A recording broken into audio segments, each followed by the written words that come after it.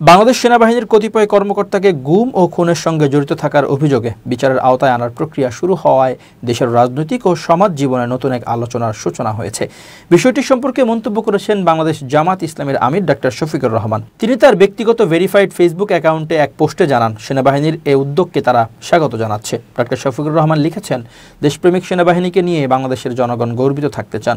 দুঃখজনক হলেও সত্য, বাহিনীর কতিপয় সদস্য দেশের বিদ্যমান আইন ও মানবাধিকারের প্রতি সম্মান প্রদর্শনে ব্যর্থ হয়েছেন। ফ্যাসিস্ট সরকারের প্ররোচনায় প্রতিপক্ষ নিধনের এজেন্ডা বাস্তবায়নে তারা অন্ধ সহযোগী হিসেবে কাজ করেছেন। ফলে গুম এবং খুনের একটি ভীতিকর পরিবেশ সৃষ্টি হয়েছিল। তিনি আরও বলেন, তবে সুনির্দিষ্ট কয়েকজন ব্যক্তির অপরাধের কারণে পুরো প্রতিষ্ঠানকে কলঙ্কিত হতে দেওয়া যায় না। অপরাধের দায় কেবল সংশ্লিষ্ট ব্যক্তিদের উপরই বর্তাবে।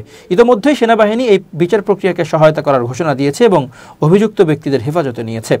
আমরা সেনাবাহিনীর এই উদ্যোগকে স্বাগত জানাই। জামাত আমির আশ্বস্ত করেছেন, কারো উপর কোনো অবিচার চাপিয়ে দেওয়া হবে না। তিনি বলেন, স্বচ্ছ বিচার প্রক্রিয়ার মাধ্যমে অপরাধীরা যথাযথ শাস্তির মুখোমুখি হবেন। এতে অতীতের দায় মুছে যাবে এবং ভবিষ্যতে কেউ নিজের পেশা বা পরিচয় ব্যবহার করে জনগণের ক্ষতি করতে পারবে না। তিনি মনে করেন, এর ফলে দীর্ঘমেয়াদে জাতি উপকৃত হবে।